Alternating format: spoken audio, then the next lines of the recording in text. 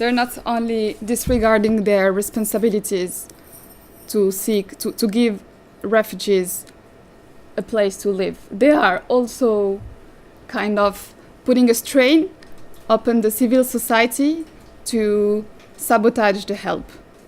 And the new trend in Europe, the new hype today, is to criminalize help, decency, and solidarity. And when I say Europe, I'm not just talking about some isolated case in the north of France, such as Calais, where the mayor just woke up one day and decided to forbid and ban all the NGOs to distribute food to people. No, I'm talking about the institutions that we are voting for. We're talking about the parliament, the commission, that are just banishing help. In the beginning of 2016, the Commission, the European Commission, planned to legally punish all the volunteers and the charities that are working on the island to save people from drowning. We're talking about rescuing people from drowning. And in order to refresh our memories on these absurd policies that we are voting for, or that at least our MVPs are taking decision for, let's take a couple of examples. So that was the first absurd situation that happened in the beginning of last year. So we all remember the body of the young Syrian refugee Aylan, who has been washed up in Turkey in the end of 2015.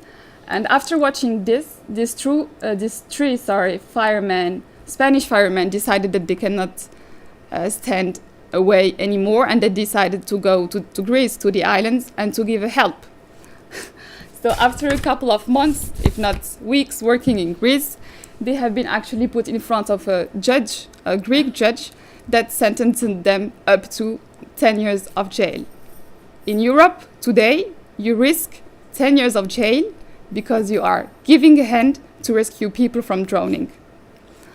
A couple of months later, in Denmark, it was in March 2016, Lisbeth Zornig, the blonde lady you see on the picture, has been fined with her husband more than 6,000 euros. Why? Because they took a family for a lift, took them at home, gave them some tea, some cookies, and took them to the train station.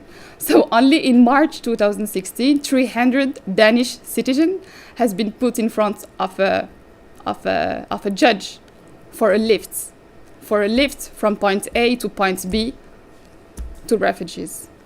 Last example, famous example, the French farmer in the south of France called Cédric Héroux got actually 8 months suspended sentence with driving restriction for the same reason, illegally transporting people from the border of Italy, where they were struggling, to France, and gave a hand to try to find a refuge for them.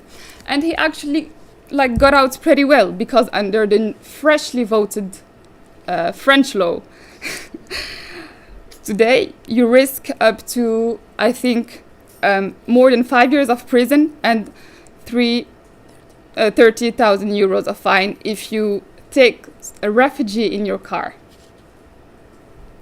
And besides of countries, our institutions are also doing very well in sabotaging our help.